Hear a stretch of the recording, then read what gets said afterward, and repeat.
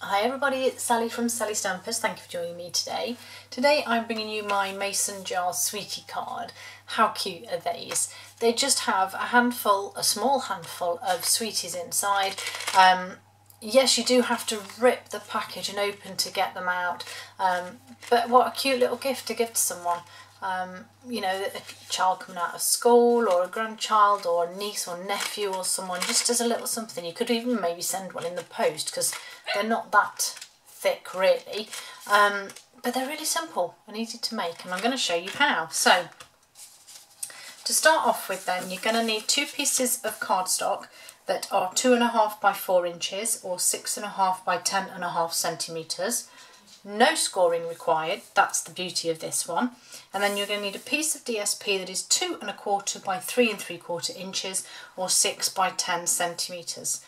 The first thing I'm going to do is adhere my DSP, if I can get my seal to start running. It's having one of those days.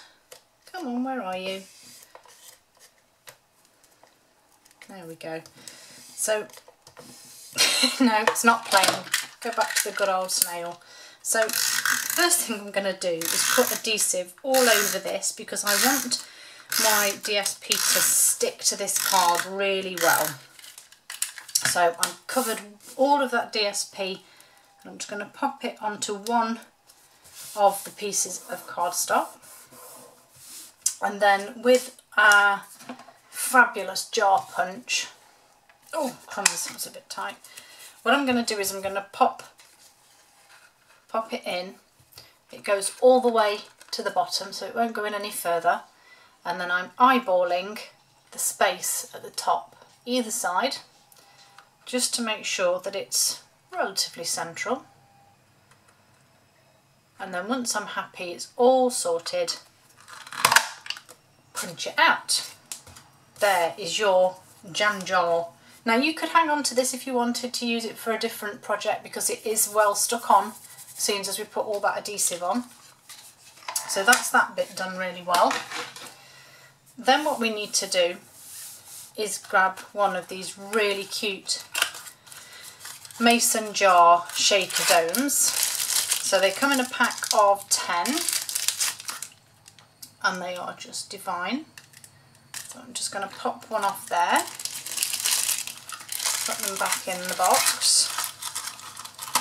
Okay, and then all I simply did here was I got some of my, in fact I did I use this one? Some of my wet glue, and I just put a very small amount all the way around. And when I say a small amount, I mean a small amount, because to be honest, you can't actually see how much I've put on really. And then I'm going to pop that into the void there that was created, and then just press it down to hold it into place. Okay, so I'm going to leave that for a moment. I'm going to come back to, no I'm not, I'm going to do my embellishments and stuff first. So the first thing I want to do is punch out with my classic label punch a strip of garden green, and then with that small bit that I've got left over, I'm going to just stamp the lid out of the jar of flowers. So I've just got the lid here, and I'm just going to use my memento on the garden green to stamp this lid.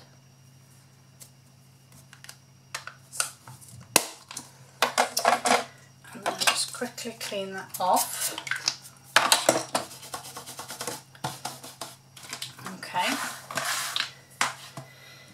And then I did actually just fussy cut this out because you don't really need to die cut it. Well, there isn't a die cut anyway, so you'd have a job. But yeah, I just fussy cut it out, but I made sure that I went right up to that bottom black stamped line there and then all the way across the top. I can't cut when I have excess. It just doesn't happen. So I just trimmed round the jar, or the jar lid rather, and then with some of my adhesive that's not working, I'll have a look at that in a moment. Good job I still have my snail to hand. And then I'm just gonna pop my jar lid so that it's touching and lined up. So there's my jar lid in place. And then with my garden green stamping pad,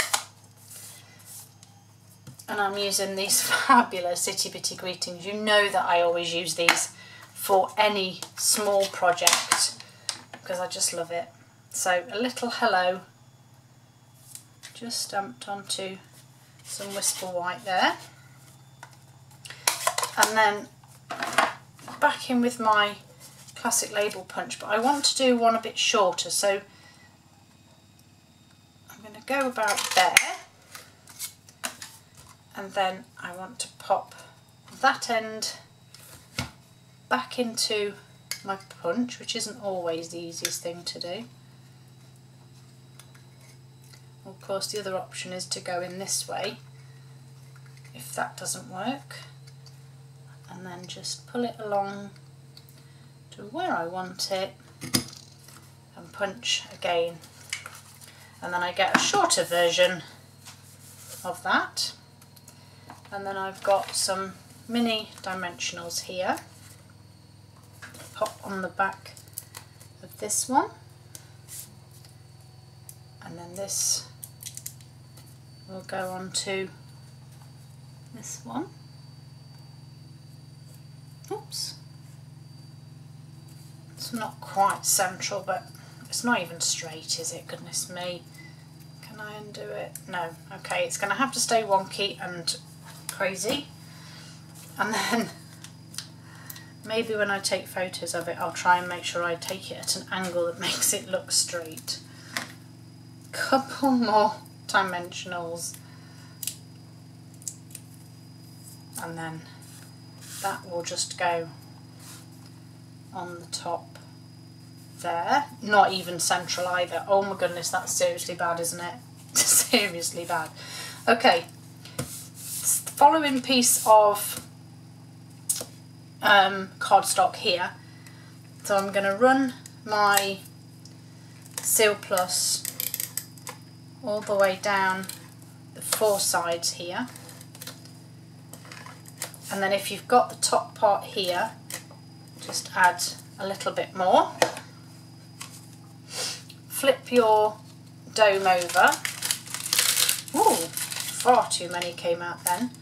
Add your sweeties. Is that enough? No, take another one out. There we go. Add your sweeties, and then all you need to do is line these up, but it's really easy because it's a square on a square. So all you need to do is hold your fingers in the lines, flip it over and press down, and there you have a very wonky but very sealed sweetie card. Hope you like them. Thanks for joining me, and I'll see you all again soon. Bye.